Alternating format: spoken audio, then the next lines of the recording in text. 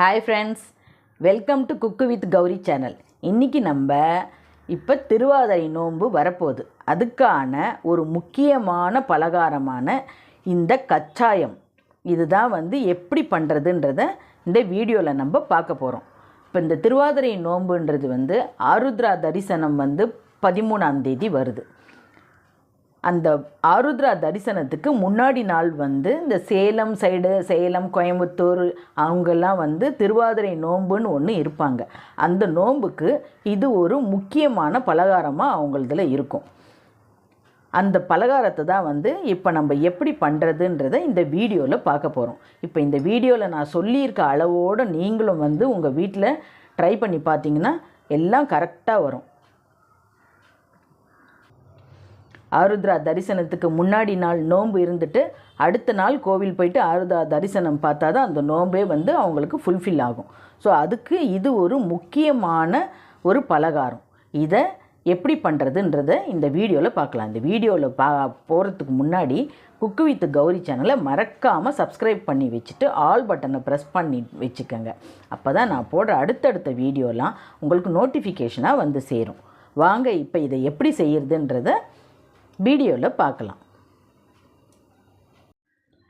இந்த கச்சாயம் பண்ணுறதுக்கு நான் இப்போ இந்த மாதிரி ஒரு கப்பு பச்சரிசியை நல்லா கழுவி ஒரு 4 வாட்டி கழுவி இந்த மாதிரி தண்ணியில் ஊற வச்சு ஒரு மணி நேரம் 1.5 மணி நேரம் நான் இதை ஊற வச்சுருக்கேன்.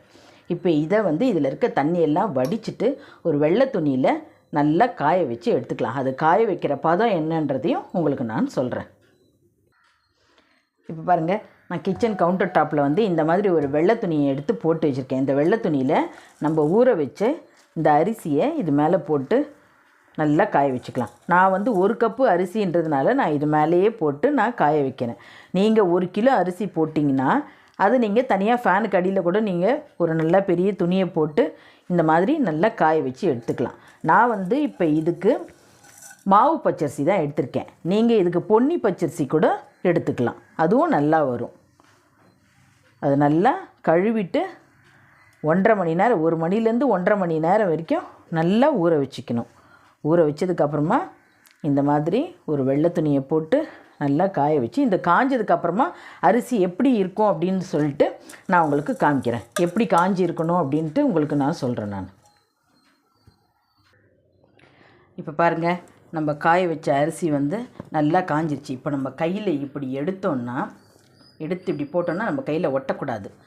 இதுதான் அரிசி காய வைக்கிற பதம். இப்படி எடுத்துட்டு இப்படி போட்டோன்னா நம்ம கையில் ஒட்டக்கூடாது.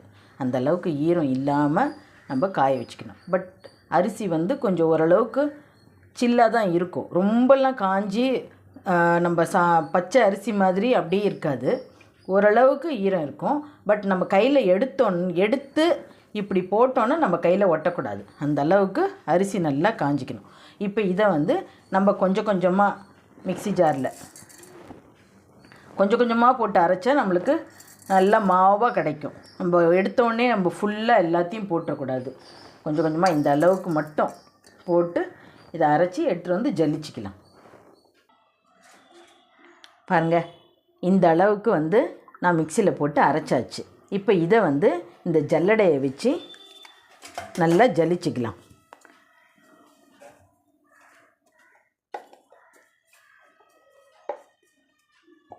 இப்போ இது ஒரு பேட்ச் போட்டு நான் அரைச்சிருக்கேன். ஏன்னா நம்ம மொத்தமாக போட்டு அரைச்சோன்னா நம்மளுக்கு அவ்வளோ சீக்கிரத்தில் அரைப்படாது. அதனால் இந்த மாதிரி கொஞ்சம் கொஞ்சமாக போட்டு அரைச்சோன்னா நம்மளுக்கு சீக்கிரமாகவும் அரையும், நல்லாவும் மாவு வரும். ஸோ இந்த அளவுக்கு வந்தோடனே இதை நல்லா இந்த மாதிரி ஜலிச்சிடலாம். பாருங்கள், நான் ஜலிச்சதில் இந்த அளவுக்கு தான் குருணைகள் வந்திருக்குது. ஸோ இதை நம்ம ரீயூஸ் பண்ணணுன்ற அவசியம் இல்லை. இதை கொட்டிடலாம். இதை கொட்டிட்டு நம்ம அடுத்த பேட்சை அரைச்சி இதே மாதிரி ஜலிச்சு எடுத்து வச்சுக்கலாம். பாருங்கள், நம்ம அரைச்ச எல்லா அரிசியும் இது மாதிரி மாவாக அரைச்சி இது மாதிரி ஜலிச்சு வச்சுக்கிட்டோம். சூப்பராக நல்லா சாஃப்டாக கிடச்சிருக்குது. நான் 1 கப்பு அரிசி போட்டதுனால நான் மிக்சிலேயே நான் போட்டு அரைச்சிட்டேன். நீங்கள் 1 கிலோ அரிசி போட்டிங்கன்னா நீங்கள் மிஷினில் கூட அரைச்சி எடுத்துக்கலாம். அதனால் ஒன்றும் பிரச்சனை இல்லை. ஆனால் மிஷினில் அரைச்சாலும் நீங்கள் மாவை எடுத்துகிட்டு ஜல்லிச்சிக்கணும். அப்போ தான் அதில் இருக்க குருணையெல்லாம் போயிட்டு நம்மளுக்கு நல்ல மாவாக கிடைக்கும். அதனால் எதுவாக இருந்தாலும் மாவு நம்ம யூஸ் பண்ணும்போது ஜல்லிச்சு யூஸ் பண்ணால் ரொம்ப நல்லது. இப்போ இதுக்கு நம்ம ஒரு பாகு ரெடி பண்ணலாம். இப்போ இந்த பாகு ரெடி பண்ணுறதுக்கு ஸ்டவ் மேலே நான் இந்த மாதிரி ஒரு பாத்திரம் வச்சுருக்கேன். இப்போ இந்த பாத்திரத்தில் நான் வந்து இந்த கப்பில் தான் நான் அரிசி அளந்தேன். இந்த கப்பில் நல்லா குவிச்சு 1 கப் அரிசி எடுத்துகிட்டு இருந்தேன் நான். அதுக்கு 3/4 கப்பு இந்த மாதிரி பொடித்த வெல்லம், அதை நம்ம இதில் சேர்த்துக்கலாம். இதில் சேர்த்துட்டு இதுக்கு வந்து நம்ம 1/4 டம்ளர் தண்ணி விட்டால் போதும். அதிகமாக தண்ணி விடணுன்ற அவசியம் இல்லை. 1/4 டம்ளர் தண்ணி விட்டால் போதும். இதுக்கு பாருங்கள், 1/4 டம்ளர் தண்ணி விட்டு இது நல்லா இந்த மாதிரி கரைஞ்சி வரணும். நல்லா கரைஞ்சிட்டு இது நல்லா கொதித்து வரணும். நம்ம இதுக்கு வந்து கம்பி பதம் அந்த மாதிரிலாம் எதுவுமே வந்து பாகு பதம் கிடையாது. இந்த வெல்லம் நல்லா கரைஞ்சி நல்லா கொதித்து பொங்கி வரும்போது நம்ம ஸ்டாப் பண்ணிடணும். அதுதான் இதுக்கான பதம். நம்ம இந்த மாதிரி பாகு ரெடி பண்ணும்போது ஸ்டவ்வு வந்து ஃபுல் தீலெல்லாம் இருக்கக்கூடாது, ஃபுல் ஃப்ளேம்லலாம் இருக்கக்கூடாது. மீடியம் ஃப்ளேமில் வச்சே வந்து நம்ம பாகு ரெடி பண்ணணும். இது பாருங்கள், நம்ம போட்ட வெல்லம் நல்லா கரைஞ்சி இப்படி கொதித்து வருது பாருங்கள். இந்த மாதிரி கொதித்து வரும்போது ஒரு 1/4 ஸ்பூன் சுக்குத்தூளை இதோடு ஆட் பண்ணிக்கிறேன். இந்த சுக்குத்தூள் வந்து ஆப்ஷனல் தான். உங்களுக்கு வேணும்னா, உங்களுடைய சுக்கு வாசனை உங்களுக்கு பிடிக்கும்னா நீங்கள் போட்டுக்கலாம், இல்லாட்டி இதை வந்து ஸ்கிப் பண்ணிக்கலாம். இப்போ இது மாதிரி இது நல்லா கொதித்து வரணும். நம்ம வந்து அது கொதிக்கிற வரைக்கும் நம்ம நல்லா அப்படி கைவிடாமல் கலக்கிட்டு இருக்கணும். ஏன்னா வந்து இது அடி பிடிக்கிறதுக்கும் சான்சஸ் இருக்குது. அதனால் இந்த மாதிரி நல்லா கொதித்து, இந்த சலங்க கொதின்னு சொல்லுவாங்க, அந்த மாதிரி கொதித்து வந்ததுனாலே நம்ம ஸ்டவ்வை ஆஃப் பண்ணிடலாம். நல்லா கொதித்து பொங்கி வரணும். பாருங்கள், நம்மளுடைய வெல்லம் வந்து நல்லா கரைஞ்சி இந்த மாதிரி கொதிச்சிருச்சு. இந்த அளவுக்கு இருந்தால் போதும், நம்ம ஸ்டவ்வை ஆஃப் பண்ணிடலாம். நம்மளுக்கு கம்பி பதம் அதெல்லாம் எதுவுமே வேண்டாம். இந்த மாதிரி நல்லா கொதித்து பொங்கி வந்ததுனாலே போதும்.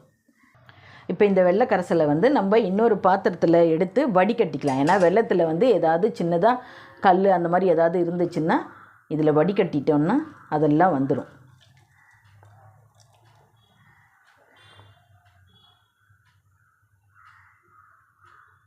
அவ்வளோதான், வடிகட்டியாச்சு. பாருங்கள், இதில் நம்ம போட்ட சுக்குத்தூள் அந்த இதுலாம் கூட கப்பிலாம் கூட இதில் அப்படியே வந்துடும். நம்மளுக்கு அதோடய எசன்ஸ் மட்டும் இதில் இறங்கியிருக்கும்.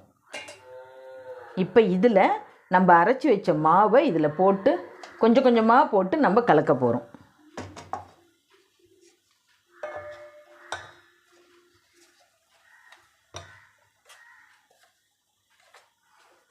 நம்ம எடுத்த மாவுக்கு வந்து 1 கப்பு மாவுக்கு 3/4 கப்பு வெல்லம், அதுக்கு இந்த அளவுக்கு பாகு, இதுவே வந்து கரெக்டாக இருக்கும் நம்மளுக்கு. இதை போட்டு நல்லா கலக்கிக்கலாம்.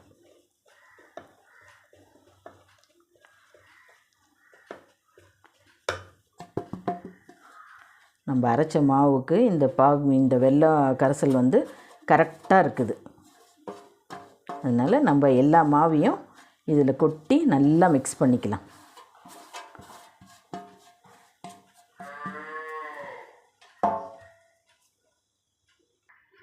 பாருங்கள், இந்த மாதிரி நல்லா கரைச்சாச்சு பாருங்கள். நம்ம இப்படி பண்ணும்போது அழகாக இந்த மாதிரி வரணும். இப்போ இந்த அளவுக்கு இது இருக்குது. இந்த சூடோடு நம்ம வந்து எண்ணெயில் ஊற்றக்கூடாது. இது வந்து நல்லா ஆற வச்சிடணும்.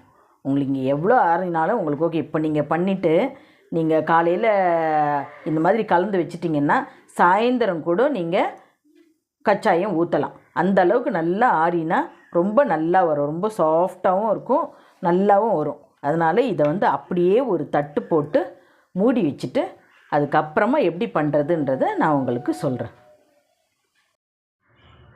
பாருங்கள், இந்த நம்ம கலக்கி வச்ச மாவு நல்லா இப்போ ஆறிடுச்சு, அப்படியே ஜில்லுன்னு ஆயிடுச்சு. இப்போ இந்த அளவுக்கு ஜில்லுன்னு ஆறுற அளவுக்கு நம்ம இதை வந்து நல்லா ஆற வச்சிடணும். இதுக்கப்புறமா இதில் இது இப்போ பாருங்கள் கொஞ்சம் கெட்டியாக இருக்குது பாருங்கள்.